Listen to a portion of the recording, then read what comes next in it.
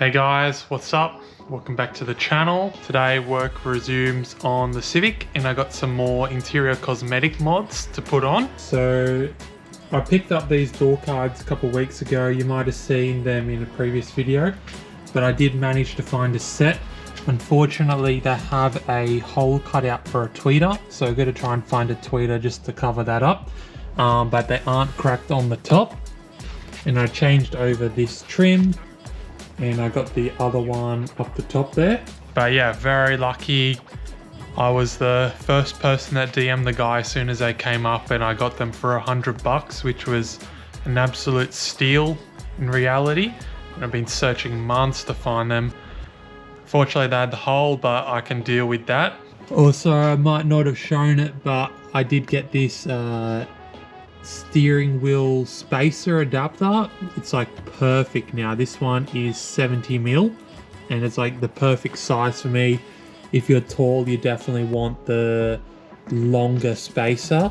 And then the main thing today I got to install is this carpet. So I got this from KNOX Auto and they make pre-molded carpets pretty much for every vehicle.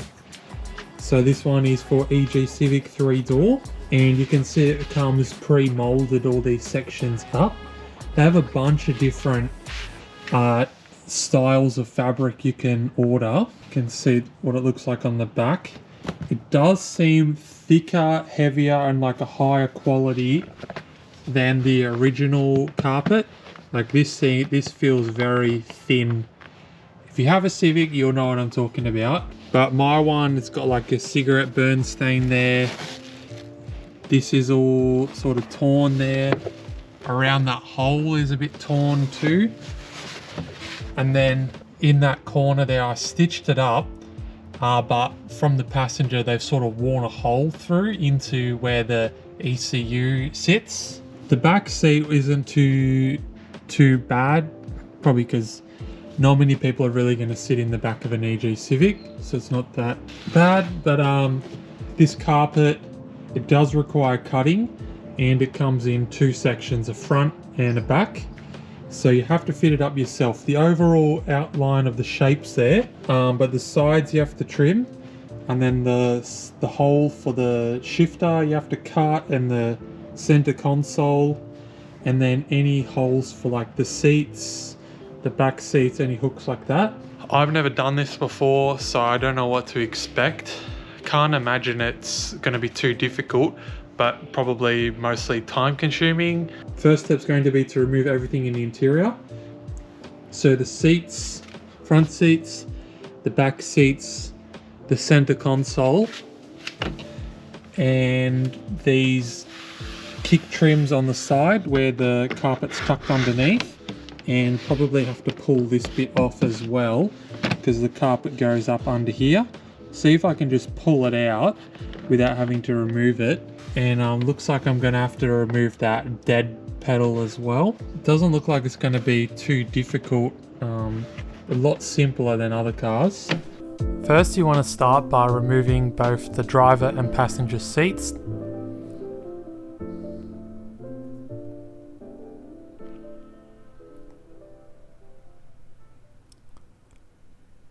And I found these two marbles taped next to each other under the passenger seat, which is pretty random. Then I'm just removing the rear lower mount for the seat belts.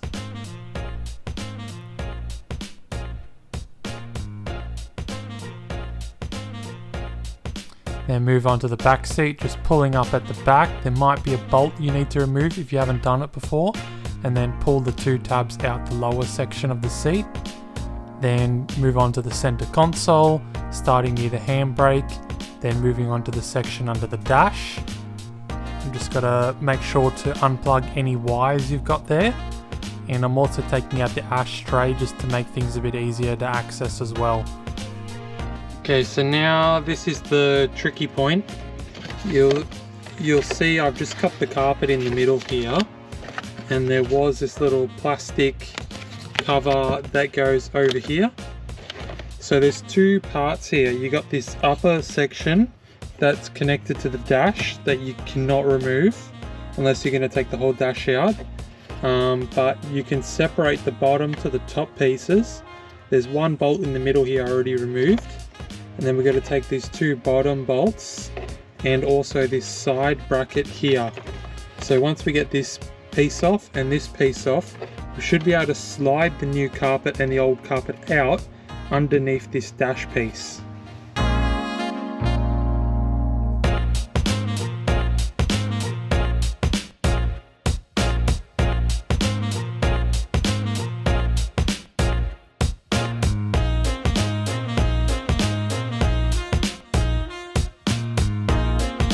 So now you can see that's open under there.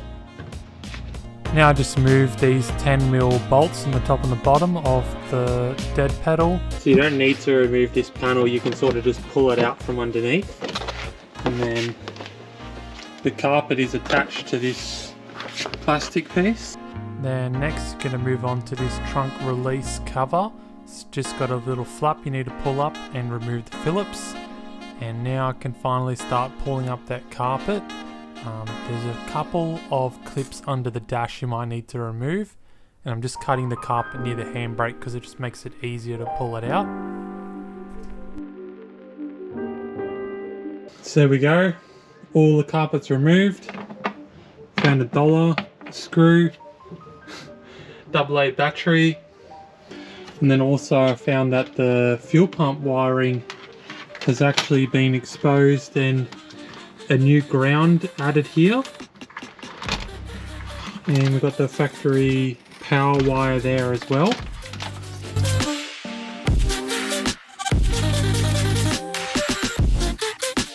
Also found that the back mounting bolt for the seat has actually torn through the metal a bit on this side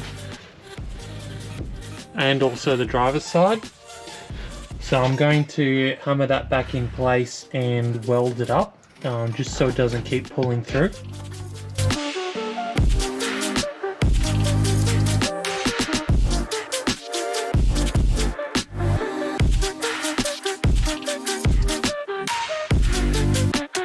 So with the carpet out of the car, you'll see that this plastic trim on the side is still attached to the carpet.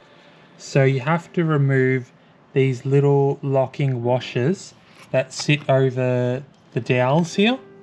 So you just use a trim removal tool like this and get underneath and it should just pop straight off. So you need to do this for this side and also the other side.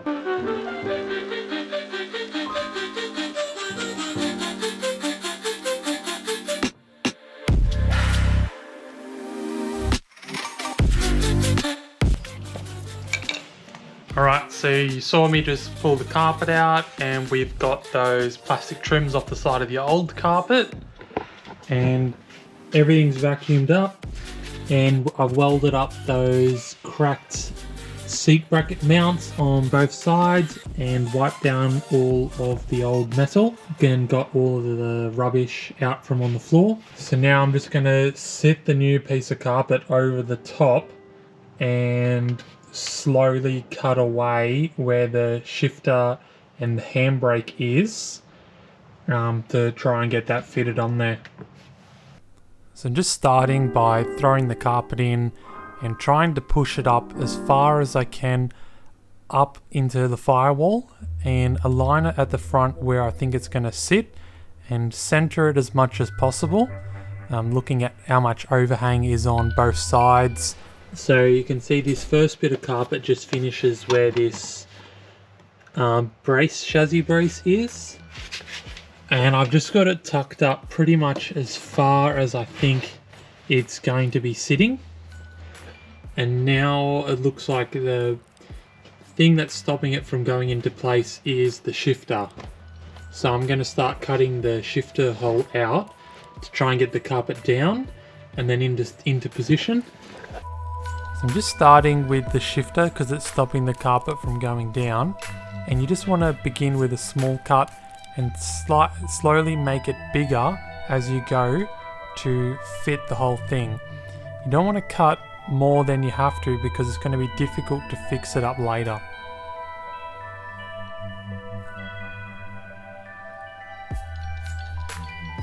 Then I'm just cutting the section that's going to go under where the lower dash mounts.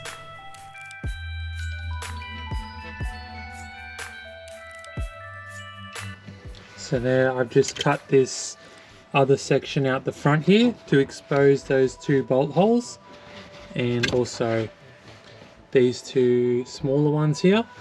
And we've got the square cut around the shifter now, and everything's sort of sitting much better into shape now. And then this is over that hump perfectly, and same on that side. So it's the same story here when you're cutting out for this trunk release latch. This one's a little bit more difficult because you've got to sort of push it down and into the side of the car at the same time. And once you've done that, just make a start on the rear carpet. This actually tucks underneath the front carpet, and again I'm just starting with the handbrake assembly first because that's in the way of lowering everything down. So I just installed the trim on the other side there, just as a trial. When you want to install the plastic kick panel back on here, you can't leave the carpet double over and hanging over this much because it's too thick to actually clip back in here. So when you cut it, just like this back piece here, you want to cut it right along the seam here and continue that cut all the way up to the top here. Then that way the carpet can just tuck along the edge there like this, and the panel will sit over the top and pin that down like that. Alright, so it's the next day. I didn't get finished everything on the carpet. I still need to install these brackets for the rear seat belt, and also I still have to install this dead pedal next to the clutch pedal. This one's going to be a little bit more difficult just because there's 4 holes to align here. You didn't see last time me putting the seats back in and finishing up the back section of the carpet, just because I ran through 4 GoPro batteries with how long it took me to install the rest of the carpet. But I just threw these black mats in. I just wanted to see how it looked with the black and the red. But I just wanted your opinion whether I should get some red floor mats as well to finish off the look, or whether the black with the contrast of the red is better. So I've just cut the hole for the bottom bolt and aligning hole, and then you've got the top aligning hole, and I had the cut just through to the top of the carpet here to get that one, the top one, lined up.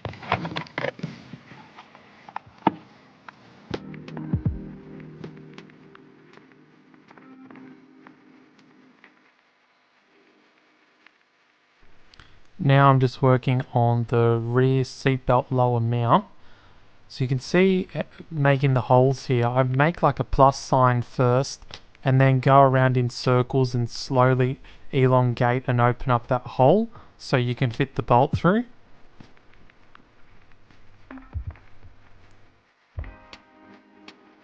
In the corner here, you sort of have to overlap the carpet around this corner here, otherwise you end up with a really big crease. So you just have to put a small cut and then tuck it underneath into sort of like 2 layers. So I just finished installing the rear seatbelt bracket like you saw, and I've gone and done the other side as well, and I pretty much finished up the interior now. I just wanted to do a couple of wiring things, so I haven't completely bolted this center console back together, but you can get an idea. The passenger side looks good. The only thing I still need to work on is this center bit in the back. There's a few folds here just because it's not exactly molded right. I might have to put a cut right through the middle and sort of overlap them to relieve that point. But I'm thinking I might get a rear floor mat made that'll cover over the trans tunnel in that area. So yeah, particularly these corners in the back, they're quite difficult where the 2 sides merge into each other. But I think overall, for $200, I think it's well worth it to go from this, considering how dirty and all the holes are torn And also this carpet is really thin as well compared to the new one. But I spent probably nearly 8 hours just fitting this carpet in, with trying to get the alignment perfect and cutting all the holes, because you don't want to cut more than what you have to, because you can't add it back on.